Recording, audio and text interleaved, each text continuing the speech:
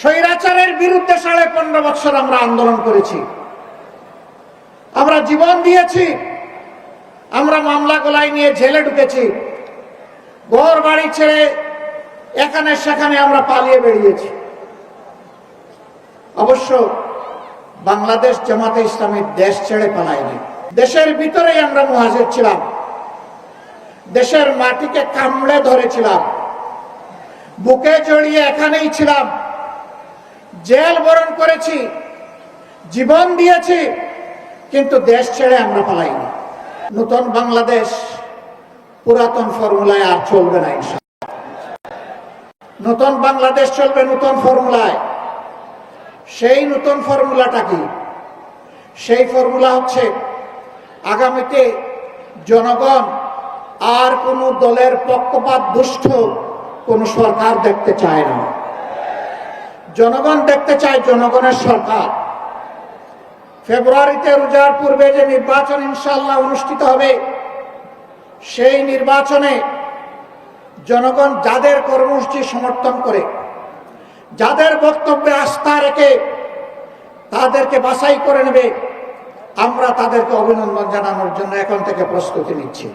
কেউ কেউ বলেছেন তারা ফ্যাসিবাদ বিরোধী সকল দলকে সাথে নিয়ে যদি তারা নির্বাচিত হন তাহলে সরকার গড়বেন ইল্লা জামাত ইসলামী ছাড়া।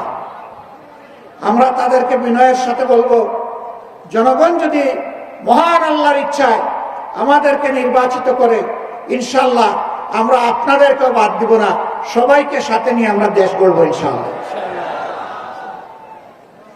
আমরা বিভক্ত জাতি আর দেখতে চাই না। জাতিকে যারা বিভক্ত করে তারা জাতির দুশ্মন।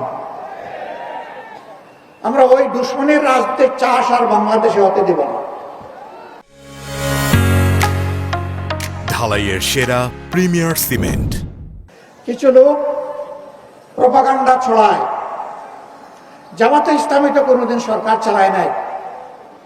এখন এই সংকটময় মুহূর্তে যদি জনগণ জামাতকে ভোট দিয়ে সরকার গঠনের সুযোগ দেয় তাহলে তাদের তো অভিজ্ঞতা নাই। তারা হ্যাঁ, আমরা স্বীকার করি আমাদের অভিজ্ঞতা নাই। কোন অভিজ্ঞতা নেই জানেন? জনগণের সম্পদ চুরি করার অভিজ্ঞতা আমাদের নেই, কর্মীদেরকে দিয়ে চাঁদাবাজি করার অভিজ্ঞতা আমাদের নেই, শিক্ষা প্রতিষ্ঠানগুলোতে গণরুম কায়েম করে টর্চার সেল গঠনের অভিজ্ঞতা আমাদের নেই,